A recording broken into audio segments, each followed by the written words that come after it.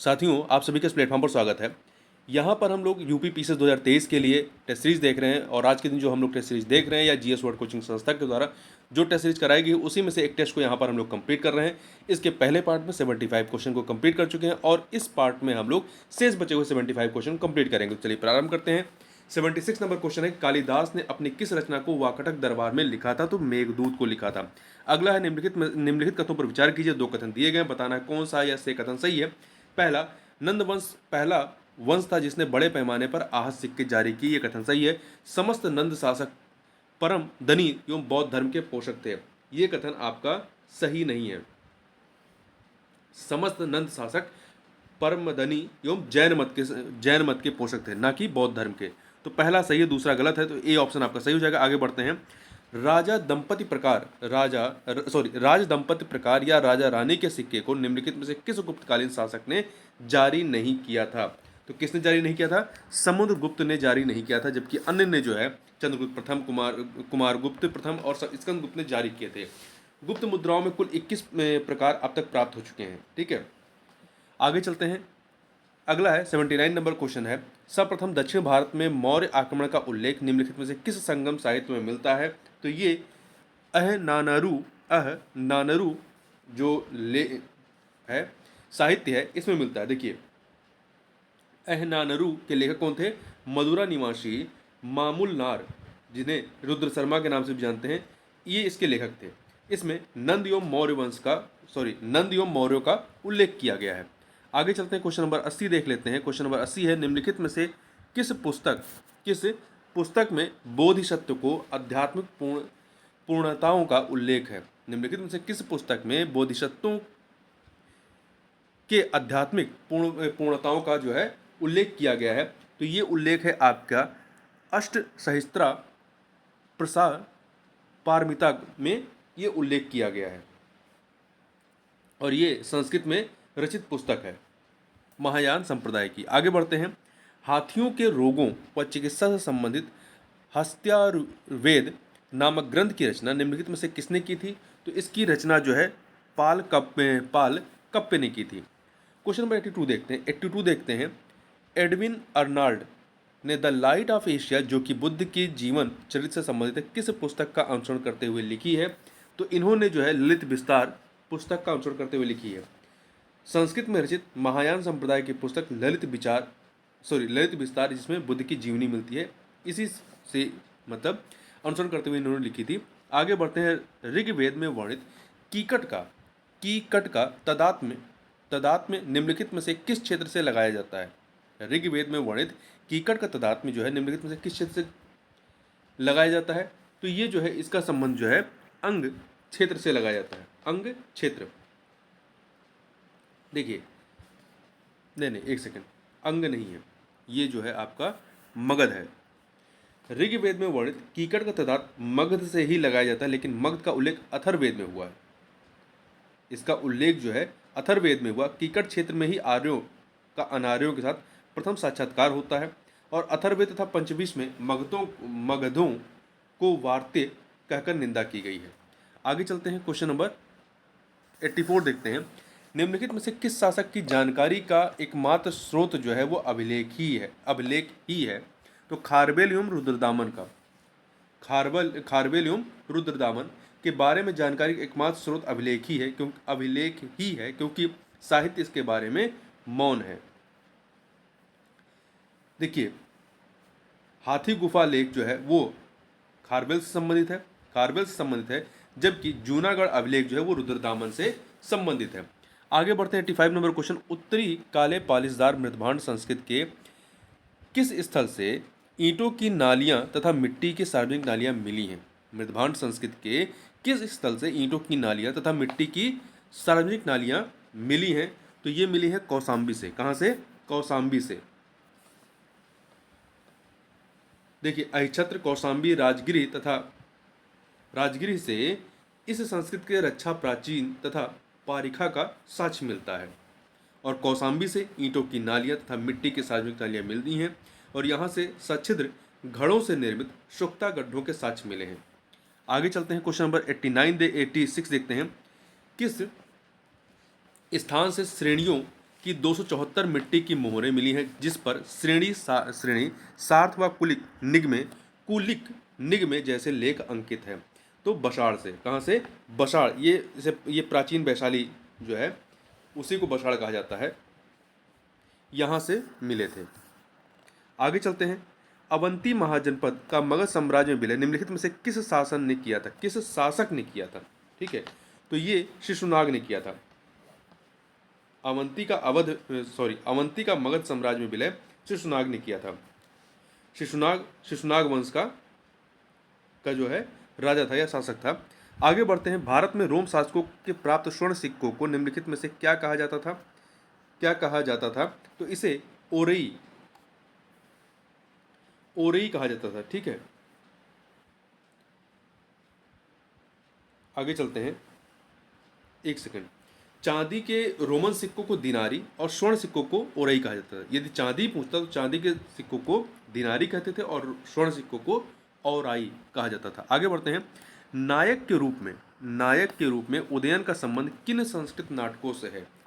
तो ये जो है देखिए, रत्नावली, स्वप्न वासुदत्त और प्रियदर्शिका, इन तीन का संबंध जो है उदयन से है। ठीक है, तो ये आपका सी ऑप्शन सही हो जाएगा। आगे बढ़ते हैं। Question number 90। भारत में निम्नलिखित में से किनकी मुद्राओं के अनुकरण पर उलूक शैली के सिक्के ढाले गए? भारत में निम्नलिखित में से किनकी मुद्राओं के अनुकरण पर उलूक शैली के सिक्के ढाले गए हैं? तो ये यूनानी सिक्कों के अनुकरण पर। आगे चलते हैं। Question number 91। चित्रित धूसर मृदभांड संस्कृत के लोगों के शव विसर्जन का एकमात्र उदाहरण निम्नलिखित में से किस स्थान से प्राप्त होता है? चित्रित धूसर मृदभांड संस्कृत के लोगों के शव विसर्जन का एकमात्र उदाहरण निम्नलिखित में से किस स्थान से मिलता है? तो ये मिलता है आपका भगवानपुरा से। कहाँ से? भगवानपुरा से मिलता है। ठीक है, आगे चलते हैं। क्वेश्चन नंबर 92 देखते हैं। निम्नलिखित में से किस मृदभांड को अथर्ववेद में कृष्ण लोहित कहा गया है? किसे कहा गया है? तो काला एवं लाल मृदभांड को जो है कृष्ण लोहित कहा गया है। अगला है। तमिल ग्रंथ शिलप्पादिकारम में उत्तरी भारत के निम्नलिखित में से किस महाजनपद का उल्लेख नहीं हुआ है? तो ये अंग महाजनपद का उल्लेख नहीं है। तो यहां ध्यान दीजिएगा, तमिल ग्रंथ शिलप्पादिकारम में उत्तरी भारत के निम्नलिखित में किस महाजनपद का उल्लेख नहीं है? तो अंग का नहीं है, जबकि मगध, वत्स और अवंती का उल्लेख इसमें मिलता है। तो 3 महाजनपदों का ही उल्लेख मिलता है इसमें, मगध, वत्स और अवंती का। आगे बढ़ते हैं। अजातशत्रु ने 2 नए युद्ध यंत्रों रथमूसल एवं महाशिलाकटक का प्रयोग निम्नलिखित में से किस राज्य के विरुद्ध किया था? तो इसका प्रयोग इन्होंने वैशाली या लिच्छवियों से युद्ध में अजातशत्रु ने किया था। आगे बढ़ते हैं। चोल शासकों के अभिलेखों में प्रयोग की गई भाषाओं पर विचार कीजिए। कौन सी भाषा का प्रयोग किया गया है? तो इसमें आप देखें, चोल शासकों के अभिलेखों में संस्कृत, तमिल, तेलुगु, कन्नड़, इन चारों भाषाओं का प्रयोग किया गया है, उपर्युक्त सभी। तो डी ऑप्शन सही हो जाएगा। आगे चलते हैं। 96 नंबर। गुप्त संवत का सर्वप्रथम प्रयोग चंद्रगुप्त द्वितीय के किस लेख में हुआ है? तो ये जो है आपका मथुरा स्तंभ लेख में हुआ है। किसमें हुआ है? मथुरा स्तंभ। देखिए 319 एडी में गुप्त शासक चंद्रगुप्त प्रथम ने गुप्त संवत चलाया, जिसे गुप्त काल कहा गया। इसका उल्लेख जो है आपका मथुरा स्तंभ लेख में किया गया। क्वेश्चन नंबर 97 देखते हैं। अशोक के शिलालेख और विषय, ये 2 सूचियां हैं, इन्हें हमें सुमेलित करना है। तो देखिए, द्वितीय शिलालेख जो है ये लोक कल्याणकारी कार्य का वर्णन करता है, तो 1 से मिला दीजिए। 10वां शिलालेख प्रजा के हित की चिंता करता है, तो 4 से मिला दीजिए। 13वां शिलालेख जो है ये कलिंग के युद्ध का वर्णन करता है, 1 से मिला दीजिए। 11वां शिलालेख जो है धम्म की विशेषता बताता है, तो 3 से मिला दीजिए। तो 1 एक सेकेंड, द्वितीय शिलालेख किससे था? लोक कल्याणकारी कार्य का वर्णन, तो 2 है। तो 2413 अर्थात सी ऑप्शन। अगला है निम्नलिखित में से कौन से शासक सुदर्शन झील के निर्माण एवं पुनर्निर्माण से संबंधित रहे हैं? तो देखिए इससे संबंधित कौन रहे हैं? अशोक, चंद्रगुप्त मौर्य और रुद्रदामन। इन तीनों का संबंध जो है सुदर्शन झील से रहा है। तो आपका 1, 2 और 4 अर्थात सी ऑप्शन। देखिए सुदर्शन झील सौराष्ट्र में गिरनार नामक पहाड़ी के बीच स्थित है। इस झील का निर्माण मौर्य वंश के संस्थापक चंद्रगुप्त मौर्य के आदेश से गिरनार में नियुक्त उनके राज्यपाल पुष्यगुप्त वैश्य ने करवाया था। अशोक शक शासक रुद्रदामन अशोक जो है शक शासक रुद्रदामन व गुप्त शासक स्कंदगुप्त ने इस झील का पुनर्निर्माण कराया था। आगे चलते हैं। अर्थशास्त्र में उल्लिखित मुद्रापण निम्नलिखित में से क्या है? तो मुद्रापण जो है ये चांदी का सिक्का है। चांदी का सिक्का 4 प्रकार का होता है, पर्ण, अर्धपर्ण, पादपर्ण, अष्टभागपर्ण। क्वेश्चन नंबर 100 देखते हैं। चंद्रगुप्त द्वितीय ने किस शासक को हराने के बाद विक्रमादित्य की उपाधि धारण की? तो रुद्र सिंह द्वितीय को हराने के बाद। किसको हराने के बाद? रुद्र सिंह द्वितीय को। शक शासक रुद्र सिंह, एक सेकंड, रुद्र सिंह द्वितीय ने तृतीय, रुद्र सिंह तृतीय को हराने के बाद चंद्रगुप्त द्वितीय ने विक्रमादित्य की उपाधि धारण की थी। क्वेश्चन नंबर 101 देखते हैं। क्वेश्चन नंबर 101 देखते हैं। सती प्रथा का प्रारंभिक अभिलेखीय उल्लेख कहाँ प्राप्त होता है? तो ये आपका भानुगुप्त का के एरण अभिलेख से पहला साक्ष्य मिलता है। प्रयाग प्रशस्त की रचना निम्नलिखित में से किसने की थी? तो इसकी रचना जो है हरिशेन ने की थी। किसने? समुद्रगुप्त के दरबारी कवि हरिशेन के द्वारा की गई थी। प्रयाग प्रशस्त में समुद्रगुप्त के द्वारा किए गए युद्धों का वर्णन है। अगला है 2 सूचियां दी गई हैं, इन्हें हमें सुमेलित करना है कि कौन सा सही है। तो देखिए आर्यभट्ट की सूर्य सिद्धांत है, 3 से मिलाइए। पल काव्य का जो है हस्त्यारुवेद है, तो 4 से मिलाइए।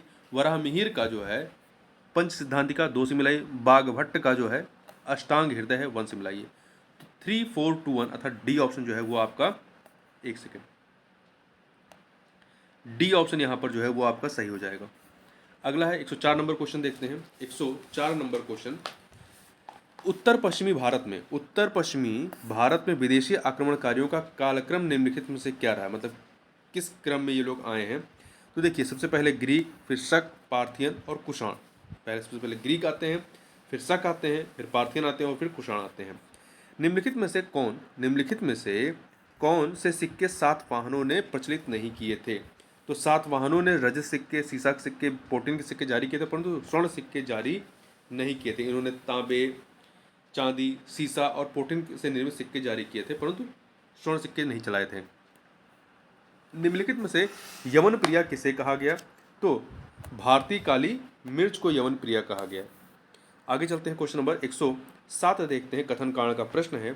कथन है कि यज्ञश्री सातकर्णी ने अपने सिक्कों पर जहाज का चित्र अंकित करवाया, सही है।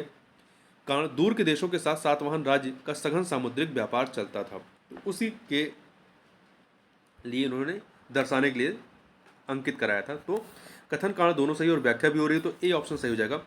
अगला 2 सूचियाँ दी गई हैं बौद्ध साहित्य और विषय का, इन्हें हमें सुमेलित करना है। तो देखिए आपका शुद्ध पिटक जो है ये, इसमें क्या है? बुद्ध की शिक्षाओं का संग्रह है। बुद्ध की शिक्षाओं का इसमें संग्रह है,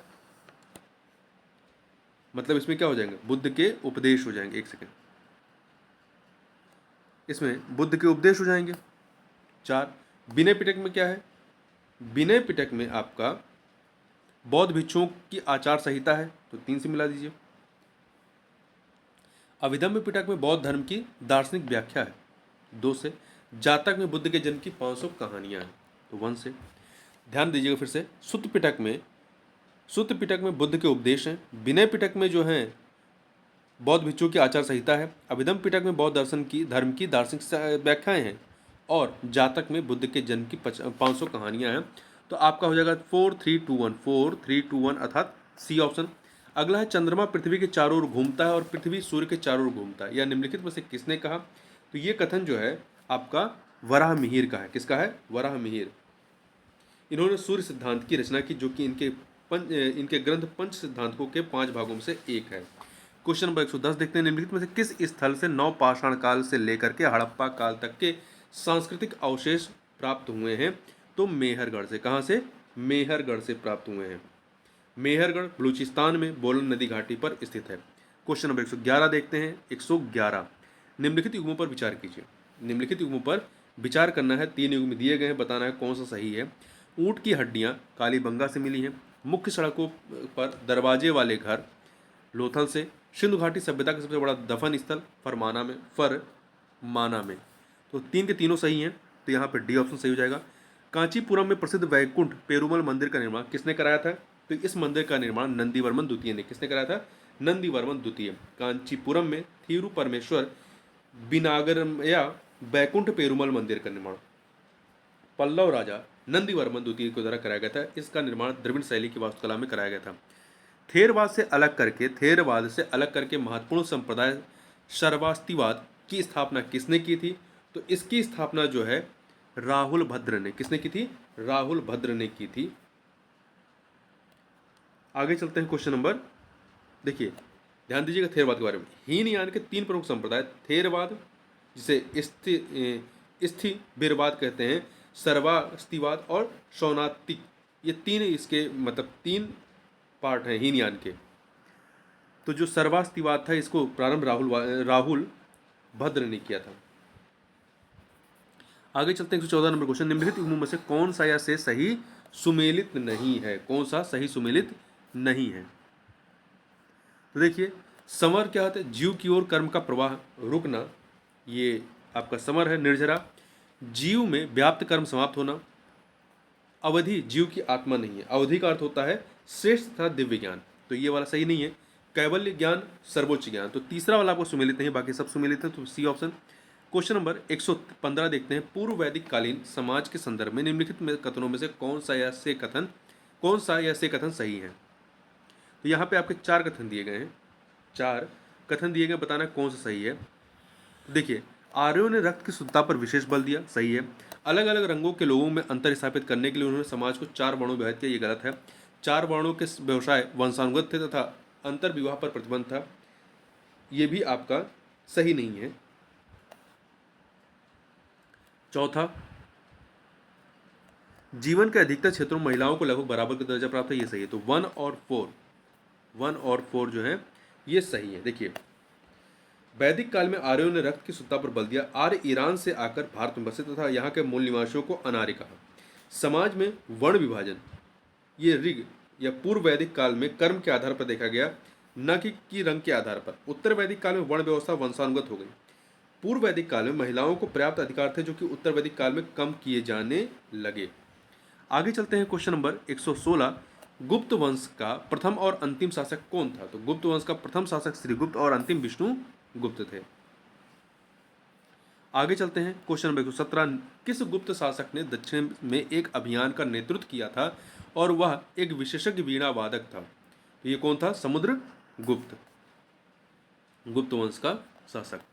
निम्नलिखित में से किन अभिलेखों का संबंध समुद्रगुप्त से है? किसका संबंध समुद्रगुप्त से है?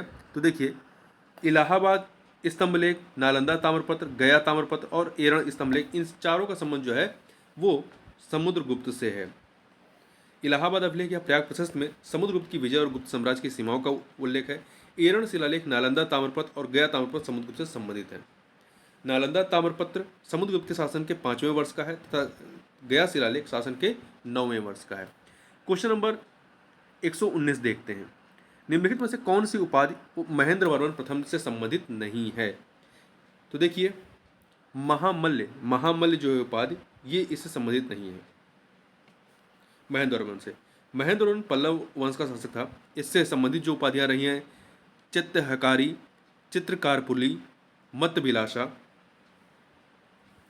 चित्तहकारी मंदिर निर्माण, कारपुली चित्रकारों के बीच शेर, मतविलास सुख मतलब इसका होता है गुणभर मतलब पुण्य, विचित्र चित्त जिज्ञासु चित्त होता है, और लली नाकुरा आकर्षक संतति। ये सभी जो है उपाधियां रही हैं महेंद्र वर्मन की।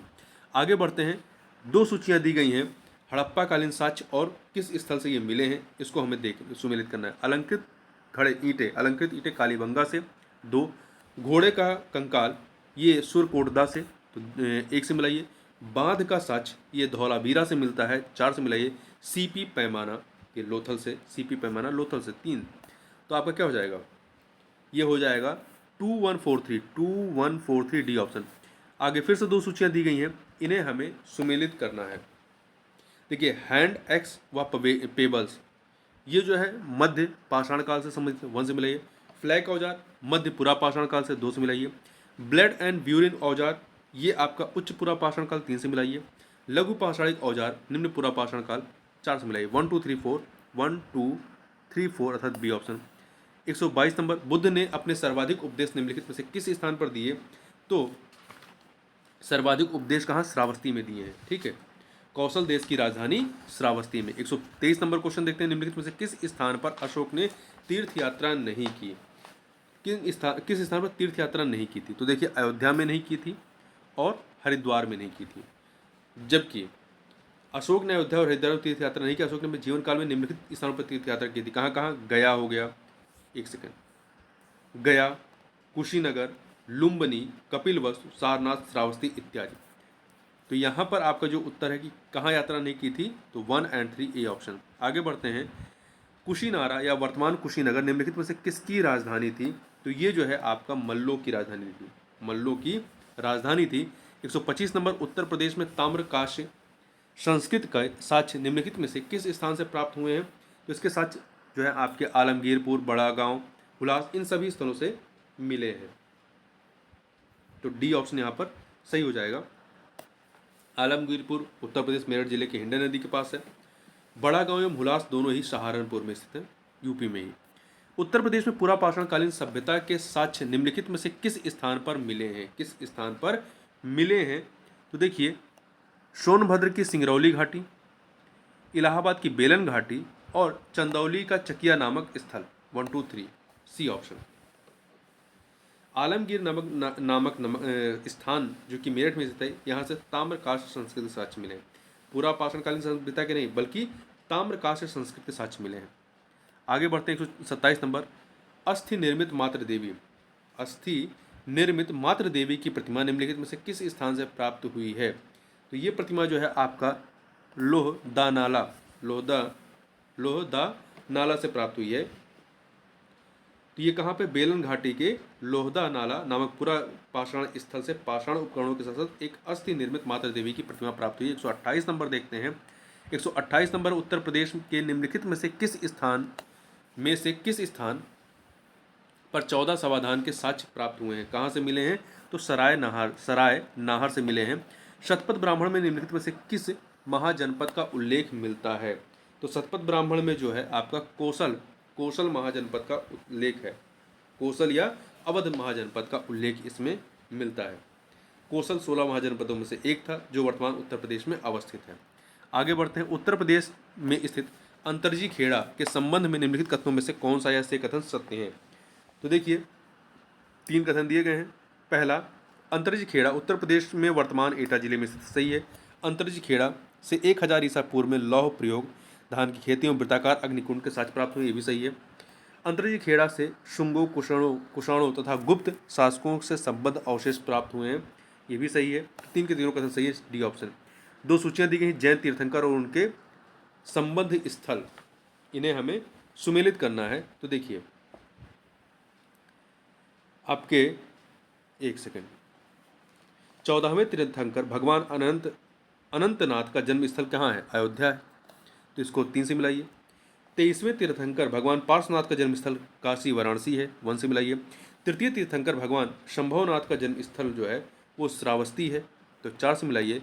6ठे तीर्थंकर भगवान पद्म प्रभु का संबंध जो है जन्म स्थल कौशाम्बी है, तो 2 से मिलाइए। तो 3142 अर्थात डी ऑप्शन, डी। आगे बढ़ते हैं, क्वेश्चन नंबर 132 देखते हैं, निम्नलिखित में से किस स्थान पर गोखर पहाड़ चट्टान को काटकर 24 तीर्थंकरों की प्रतिमाएं स्थापित की गई। निम्नलिखित किस स्थान पर गोखर पहाड़ चट्टान को काटकर 24 तीर्थंकरों की प्रतिमाएं स्थापित की गई हैं, ये महोबा में की गई। कहाँ पर, महोबा जिले में 24 तीर्थंकरों की प्रतिमा का स्थापित की गई है। निम्नलिखित में से उत्तर प्रदेश का कौन सा शहर 7वीं सदी ईस्वी में थेरवाद का प्रमुख केंद्र रहा है, तो ये है सारनाथ। ठीक है, 7वीं शताब्दी में जब ह्वेनसांग भारत आता है तब सारनाथ थेरवाद का प्रमुख केंद्र था। थेरवाद हीनयान बौद्ध धर्म से संबंधित रहा है। बेलन घाटी के पुरातत्व स्थलों की खोज और खुदाई निम्नलिखित में से किसने की? तो इसकी खोज और खुदाई जो है professor G.R.. Sharma, professor Allahabad विश्वविद्यालय के प्रोफेसर जी.आर. शर्मा के निर्देशन में बेलन नदी घाटी के पुरातत्व स्थलों की खोज और खुदाई की गई थी। आगे बढ़ते हैं। निम्नलिखित में से किस स्तंभ का संबंध रानी के अभिलेख से है? किसका संबंध है? तो ये जो है प्रयाग स्तंभ पर अशोक की रानी करुआकी द्वारा दान दिए जाने का उल्लेख है, अतः इसे ही रानी का अभिलेख भी कहते हैं। अगला है, गौतम बुद्ध ने अपने जीवन काल का सर्वाधिक समय निम्नलिखित में से किस स्थान पर व्यतीत किया? तो इन्होंने जो है सर्वाधिक समय कोसल राज्य में व्यतीत किया। कोसल राज्य की 2 राजधानी थी, साकेत साकेत अयोध्या साकेत अयोध्या, दूसरा श्रावस्ती।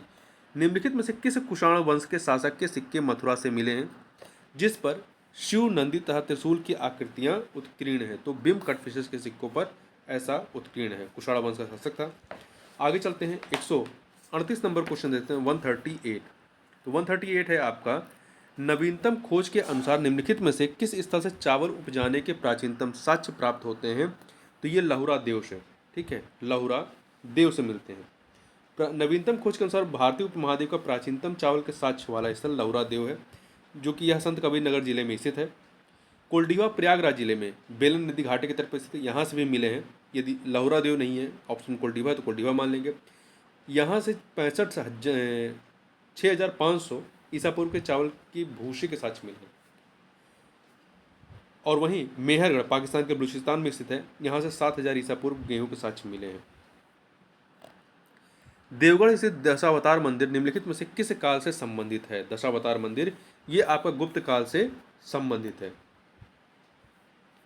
आगे चलते हैं, और ये ध्यान रखिएगा, इस मंदिर की विशेषता है कि इसमें 12 मीटर ऊंचा एक शिखर है, जो भारतीय मंदिर निर्माण में शिखर का संभवतः पहला उदाहरण है।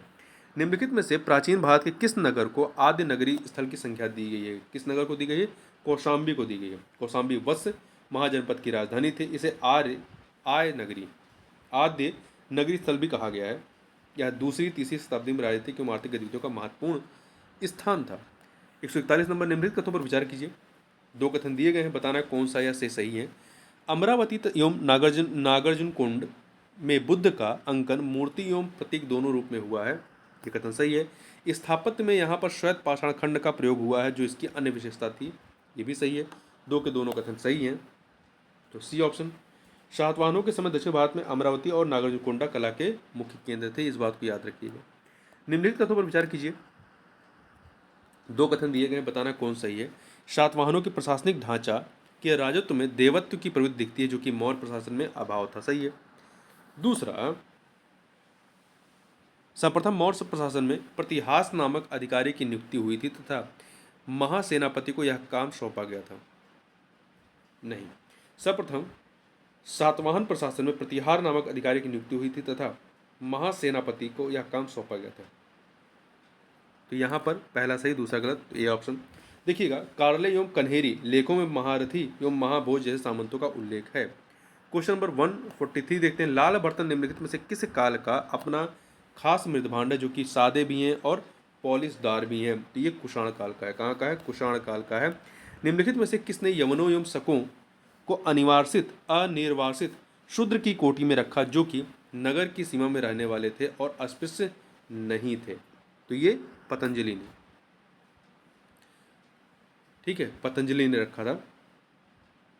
पतंजलि ने यवनों एवं शकों को अनिर्वासित शूद्र की कोटि में रखा था। देखिए, पढ़नी एवं पतंजलि ने 2 तरह के शूद्रों का उल्लेख किया है।